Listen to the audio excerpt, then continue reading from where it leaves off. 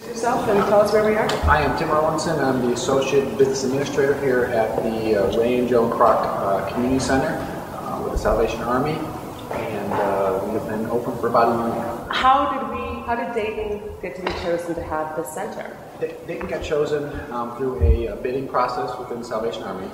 Joan Kroc, when she died, she left in her will $1.5 billion to the Salvation Army to build these community centers throughout the country. So it was a fair, competitive bidding process. Any of the core locations within the Eastern Territory could put a proposal together and do the bid, and then it went through a process there in our territorial headquarters in New York.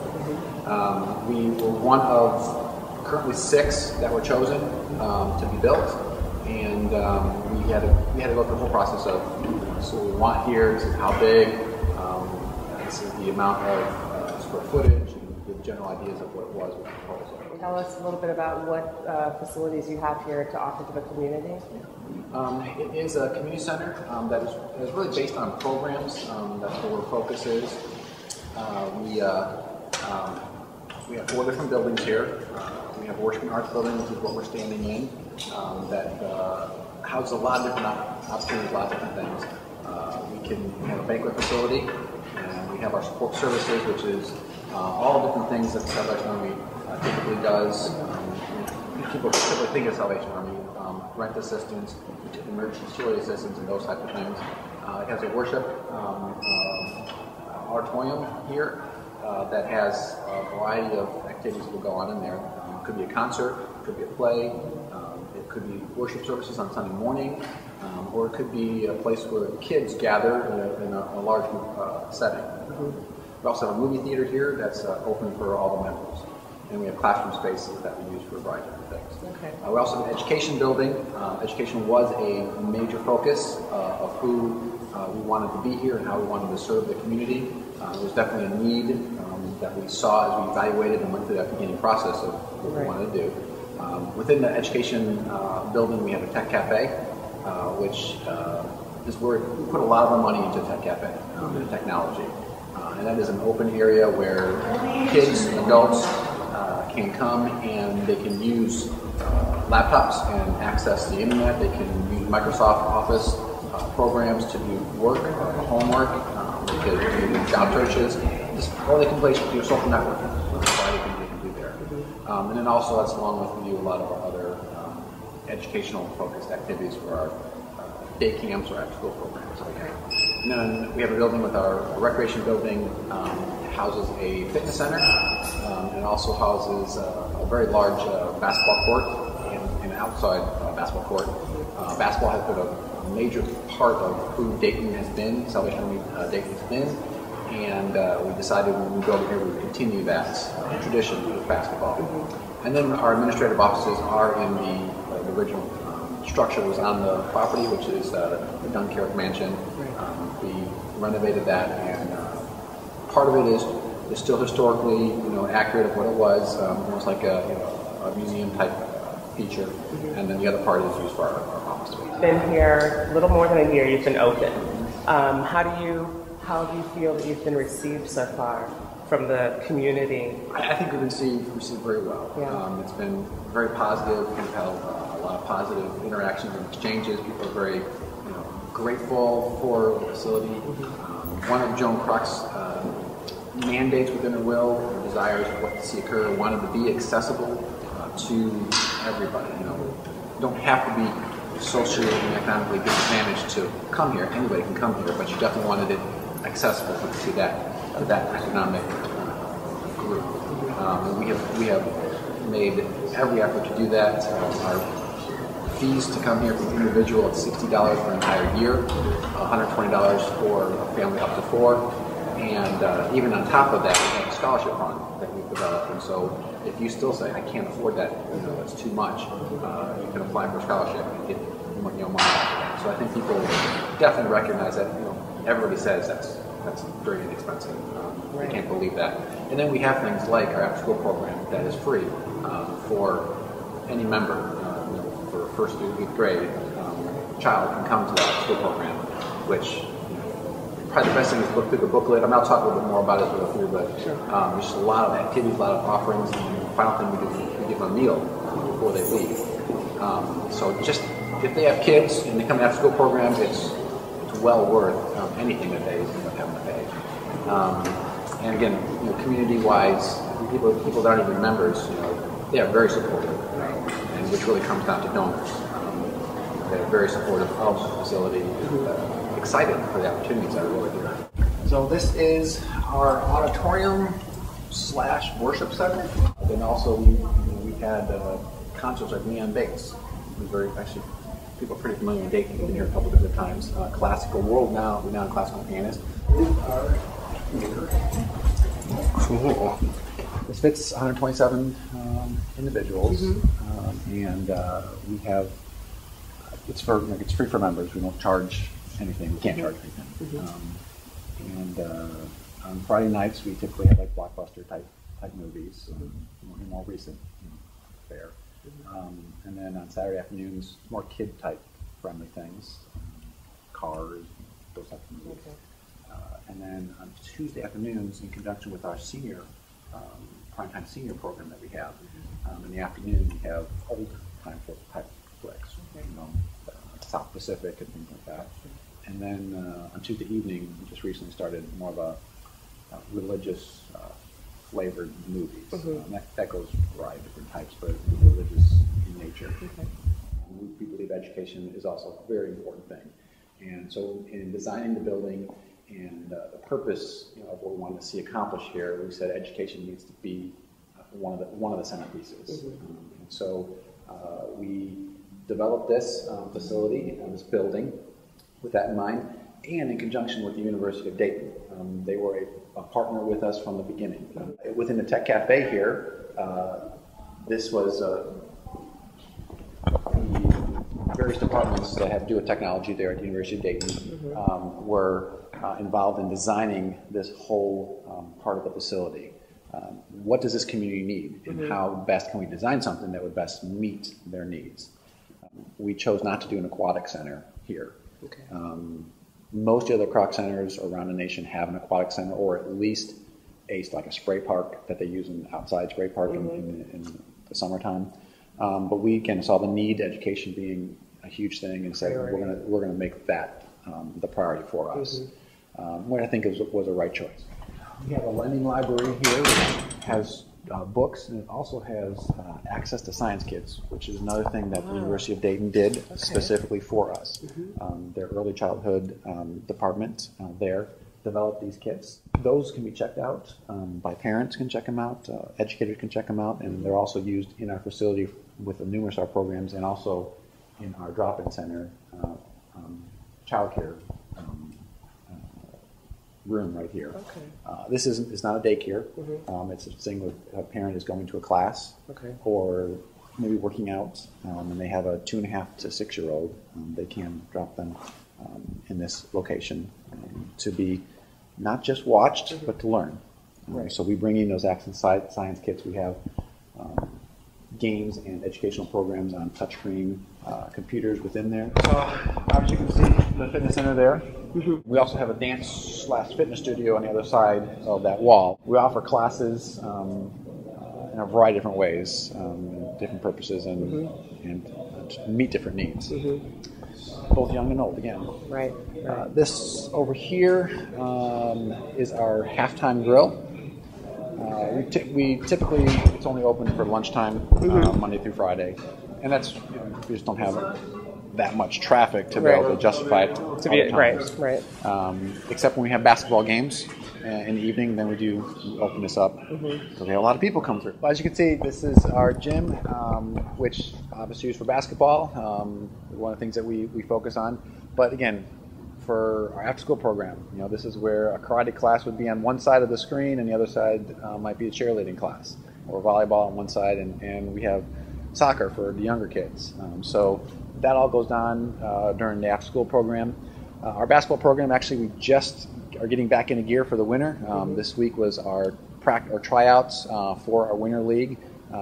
It's more of a educational type league, open to anybody. Come, be a part of it. We'll teach you some fundamentals on basketball, and then we'll start practicing in just a couple of weeks. and then we will be having our games starting in December for here. So this is, again, it's a great facility. Even some of the pictures and the names that are over there, these are all young men who went through our Salvation Army basketball program. We also have an AAU program, which happens in the spring and the summer. And AAU is an elite nationwide basketball program. Norris Cole, who's up there, he just graduated from Cleveland State University, and his picture's up there. He's just this past draft, although the basketball season's been on hold. He was drafted by the Miami Heat in the first round. So we're pretty proud to just be a part of, a small part of what he did and his accomplishment. But that's one of the.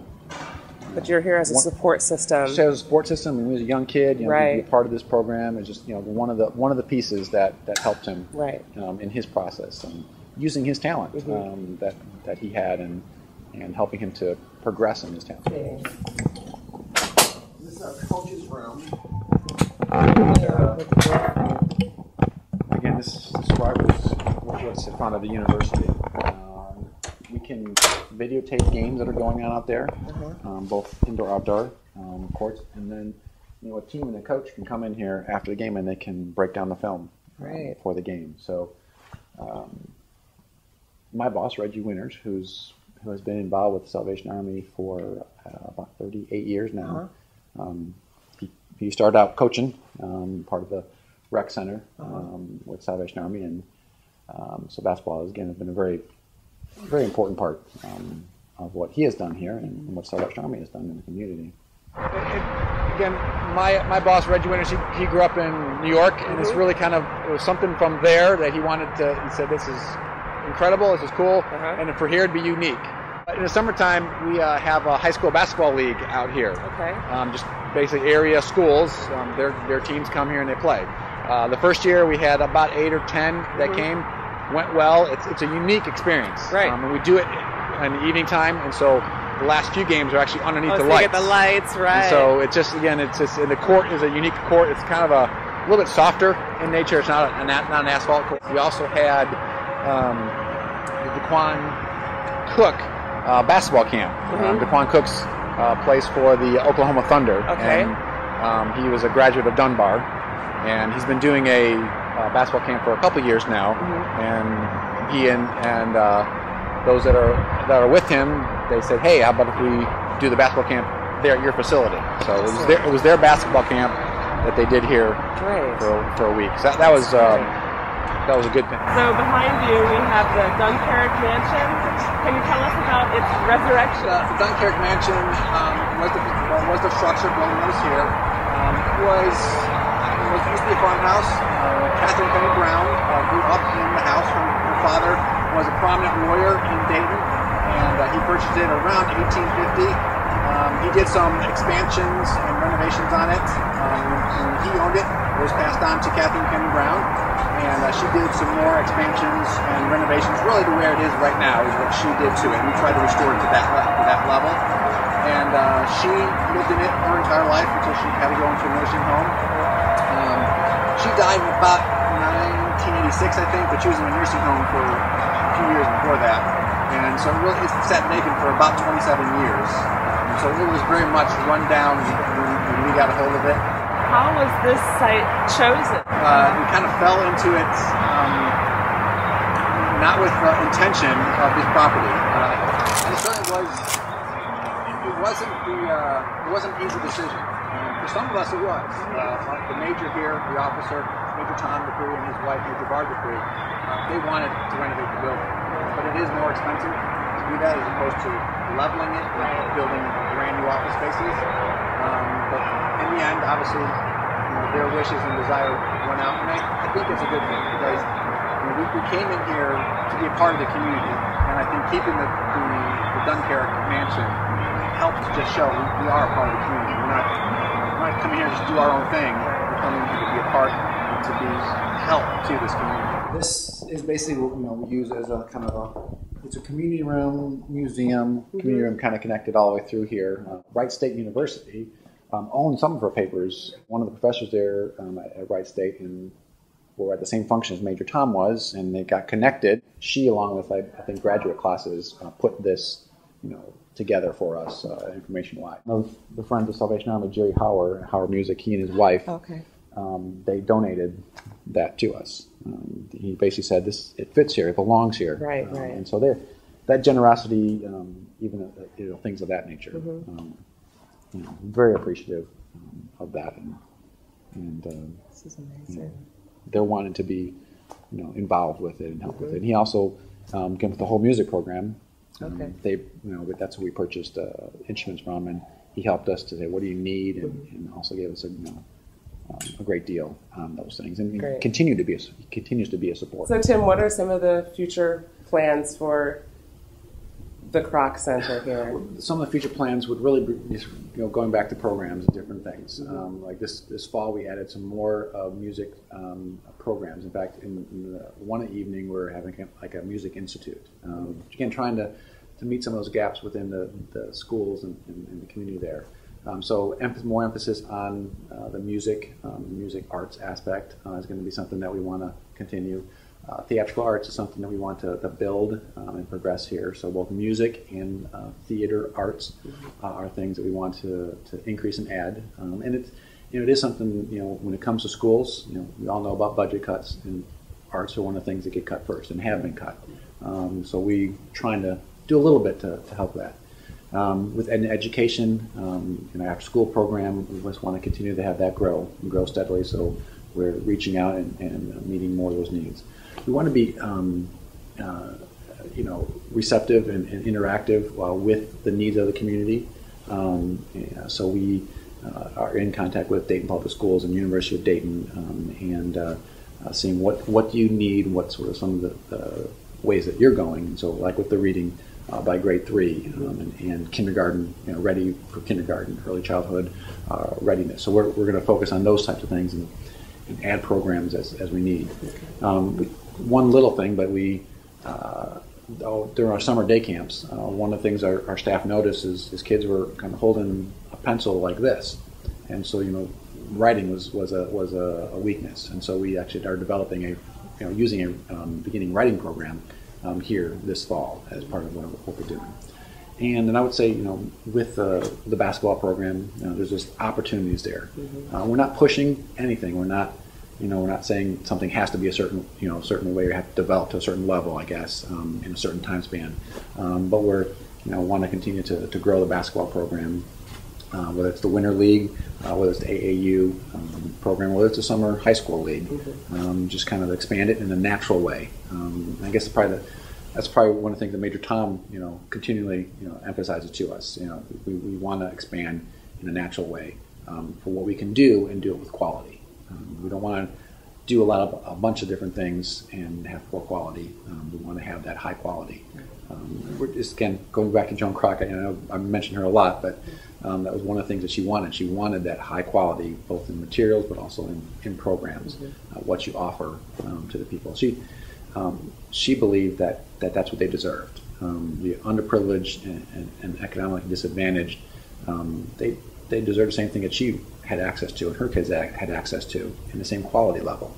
So that's what she wanted to see in these community centers throughout the country. So I think Salvation Army has taken that seriously and said we need to honor that, and it fits with who they are too. So I think it was a good match for them. So we're going to progress slowly. We'll just keep on looking for those needs and trying to meet those needs with quality. Thank you very much. And it's safe, secure, and right. It's a good place.